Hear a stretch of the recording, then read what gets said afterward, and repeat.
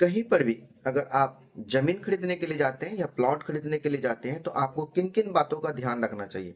अगर आप उन बातों का ध्यान नहीं रखते हैं तो आपका पैसा भी बर्बाद होगा और साथ में आपका प्लॉट भी आपका हाथ में नहीं आएगा। कई मामलों में ऐसा देखा गया है कि एक ही जमीन को दो अलग अलग लोगों के साथ बेच दिया जाता है, दो लोगों के साथ रजिस्ट्री कर दिया जाता है। वो जमीन मालिक पहले किसी को वो जमीन बेच दिया होता है, बाद में फिर से वो 5 साल 10 साल 15 साल के बाद यानी कि कुछ सालों के बाद वो जमीन फिर किसी दूसरे व्यक्ति के पास बेच दिया जाता है। जब दूसरा व्यक्ति उस जमीन को खरीद लेता है, रजिस्ट्री हो जाता है और जब वो प्लॉट पे जाता है कब्जा करने के लिए, तब जाके उसको पता चलता है कि वो जमीन पहले से किसी को बेच दिया गया है।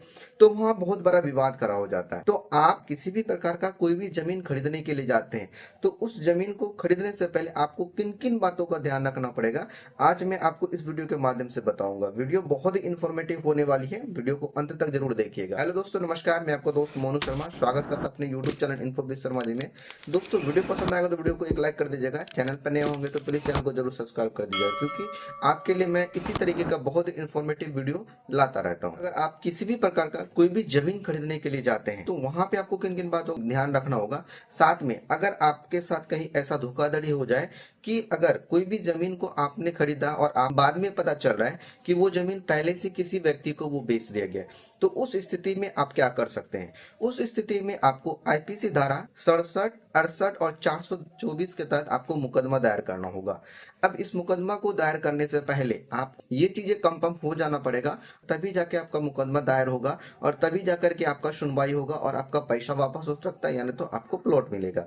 तो आपको किन किन बातों का ध्यान देना होगा, तो उसमें आपको करना ये होगा कि अगर आपको ये पता चलता है कि वो जमीन पहले ही जमींदार जो है वो किसी और को बेच दिया और बाद में आपको बेचा गया है, तो आपको सबसे पहले क्या करना होगा, जिसको वो फर्स्ट टाइम बेचा गया था यानी कि आपसे पहले वो जिसको बेचा था, आप उनसे जाकर के मिलना होगा।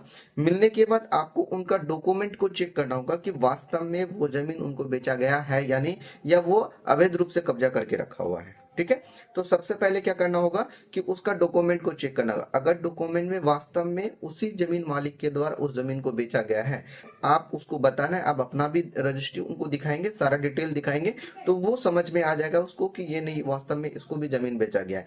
तब मुकदमा दायर करना आईपीसी धारा जो होता है 67, 68 और 424 के तहत आप धारा लगा सकते हैं। और उस धारा जो लगाएंगे, मुकदमा जो लगाएंगे, उस व्यक्ति पे लगाना है जिस व्यक्ति से आपने जमीन खरीदा है।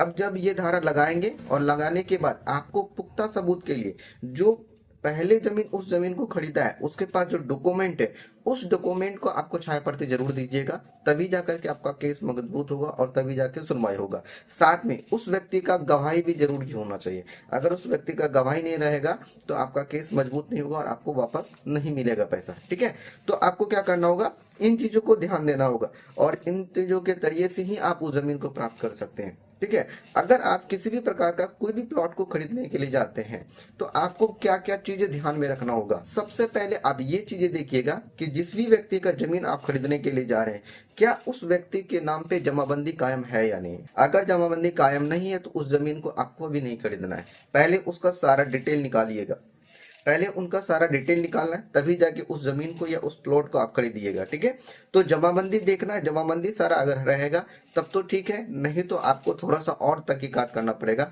दूसरा चीज है, क्या उस व्यक्ति के नाम पे या उसका दादा या परदादा का या रैयती है, तो क्या उसके नाम पे जो जमीन है उस जमीन का लगान कट रहा है कि नहीं कट रहा है। ठीक है, तो उस लगान को जरूर देखना है। ठीक है, पहला तो जमाबंदी चेक करना है, दूसरा उनका लगान को चेक करना है।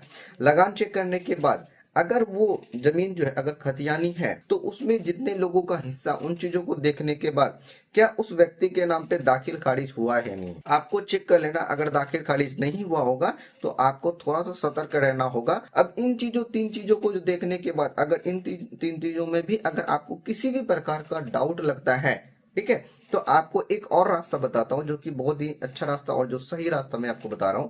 सबसे पहले तो ये चीजें आपको ऑनलाइन खुद से चेक करना जानते हैं तो खुद से देख लीजिएगा, यानी तो जो जमीन का काम करता है, जो कैफे वाले हैं, उनके पास जाकर के आप चेक करवा सकते हैं कि उसका जमाबंदी कायम है या नहीं, उसका जो लगान रसीद कट रहा है कि नहीं कट रहा है, तीसरा चीज है उसका जो दाखिल खारिज है वो हुआ कि नहीं हुआ। अगर ये 3 चीजें हो जाता है तो अब जाकर के आप जमीन को खरीद सकते हैं, नहीं तो अन्यथा आप थोड़ा सावधान हो जाइएगा। अगर आप जमीन को खरीदेंगे तो आप लफड़ा में फंस सकते हैं।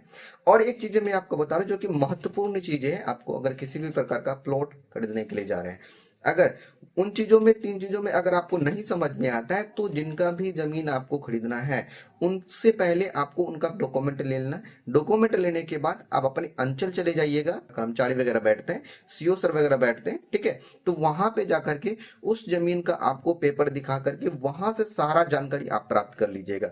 जब सारा जानकारी प्राप्त कर लेंगे तभी जाकर के उस जमीन का उस प्लॉट को खरीदिएगा, तब जाकर के आप किसी भी प्रकार का कोई भी समस्या में नहीं फंसेंगे और आपका सारा के सारा चीज सही होगा।